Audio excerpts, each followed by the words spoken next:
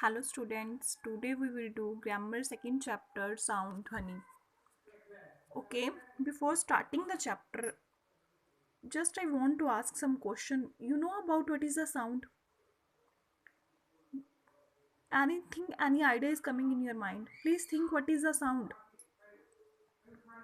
जो कुछ भी सुनते हैं, कुछ भी, किसी चम्मच के गिरने की आवाज, ये पेन गिरा, हर एक चीज में जब भी कुछ भी होता है, इवन दैट एक पत्ता तक भी हिलता है तो कुछ साउंड होती है, तो वो है ध्वनि। बहुत छोटा सा चैप्टर है, आज हम इसको ख़त्म कर लेंगे। बहुत छोटा चैप्टर है, लेकिन हाँ इसमें सीखने के लिए बहुत कुछ है। सो आओ देखते हैं व्हाट इज़ द ध्वनि, what is given in this chapter. तो हम देखते हैं कि इसकी इंट्रोडक्शन क्या है, विषय प्रवेश क्या है। वो कहते हैं कि बच्चों इस पाठ में हम मुख से निकलने वाली ध्वनि का अध्ययन करेंगे। बच्चे अध्ययन करेंगे मतलब कि इस चीज़ को अध्ययन करना होता है, किसी चीज़ के बारे में देखना, कि हम देखेंगे, अध्ययन करना है, स्टडी करेंगे इसके बारे में। तो क्या है विषय प्रवेश में, क्या बताया गया कि हम इसमें देखेंगे कि कैसे ध्वनि का क्या क्या होता है, क्या होती है, इसके बारे में हमने जो भी स्टडी करनी है वो इस चैप्टर में ध्वनि के बारे में ही करेंगे, साउंड के बारे में ही करेंगे। देखो कुछ पिक्स दी गई हैं। देखो ये लड़का क्या करे, लड़का हा हा करके हंसता है। तो हम कैसे हंसते हैं, हम जब हंसते हैं तो हमारी आवाज़ आती है ना, हा हा हा हा, तो वो भी एक साउंड है। मैंने कहा है कि दुनिया का कोई भी काम कर रहे हैं, हम चल रहे हैं इवन दैट, तब भी हमारे पैरों का साउंड तक भी आता है। तो इसमें सेकंड क्या, बिल्ली म्याऊं म्याऊं करती है। कुछ भी, कोई भी जानवर है वो बोलता है।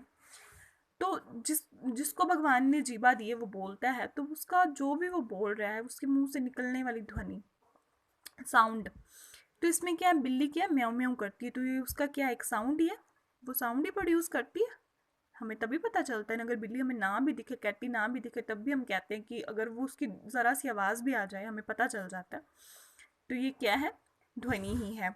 बच्चे ऊपर दिए गए चित्र के नीचे लिखे वाक्य हा हा हा, म्याऊं म्याऊं, ये सभी ध्वनि के अंतर्गत आते हैं। अंतर्गत मतलब अंतर्गत होता है कि इसके बीच में ही आते हैं, कि ध्वनि के बीच में ही आते हैं, ध्वनि के इंटरवल में ही है, इसलिए ध्वनि को ही हम भाषा का आधार मानते हैं।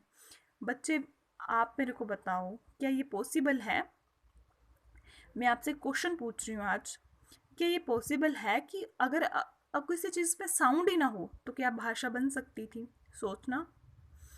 ध्वनि, मुख से निकलने वाली आवाज़ ही ध्वनि कहलाती है। तो इसकी एग्जैक्ट डेफिनेशन क्या हुई कि जो मुख से आवाज़ निकलती है वही क्या कहलाती है, ध्वनि कहलाती है। कुछ रोचक जानकारी, जीव जंतु और पक्षियों की ध्वनि बोली कहलाती है। ध्वनियाँ ना होती तो भाषा भी ना होती। मतलब इसमें जो मैंने आपसे क्वेश्चन पूछा था कि ध्वनि के बिना क्या भाषा हो सकती है, तो उस क्वेश्चन का आंसर यही है कि हो ही नहीं सकता। अगर ध्वनि ना होती, साउंड ना होता, तो कभी हमारी लैंग्वेज बनती ही ना, हम बोलते ही ना। साउंड ज़रूरी है, मतलब sound is a very important. Okay, हमने क्या सीखा इस चैप्टर में से? मुख से निकलने वाली आवाज़ ध्वनि कहलाती है। बच्चे this is a very important, this question is a main question in this chapter, because पूरे चैप्टर में ध्वनि की ही बात की गई है। तो क्या इसमें से सबसे मेन हमने यही सीखा है कि मुख से निकलने वाली आवाज़ ध्वनि कहलाती है। ध्वनि ही भाषा का आधार होती है, मतलब इसके बिना बेस ही वो क्या है, ध्वनि ही है, अदरवाइज हम बोल भी नहीं सकते। ध्वनि मौखिक भाषा की सबसे महत्वपूर्ण इकाई है, मतलब यूनिट है, इकाई मतलब यूनिट। तो मौखिक भाषा, मौखिक मैंने उस दिन बताया था ना क्या होता है। मौखिक वो जो हम बोलते हैं। तो आपने ये देखो बच्चे, हमने ये देख लिया कि हमने इसमें से क्या देखा कि सब, अगर हम बोल रहे हैं हमारी मौखिक भाषा, तो उसका सबसे महत्वपूर्ण यूनिट है, इम्पॉर्टेंट यूनिट है, वो क्या है, ध्वनि है, साउंड है। Okay, this was a chapter, you revise this chapter. Okay, tata students, bye.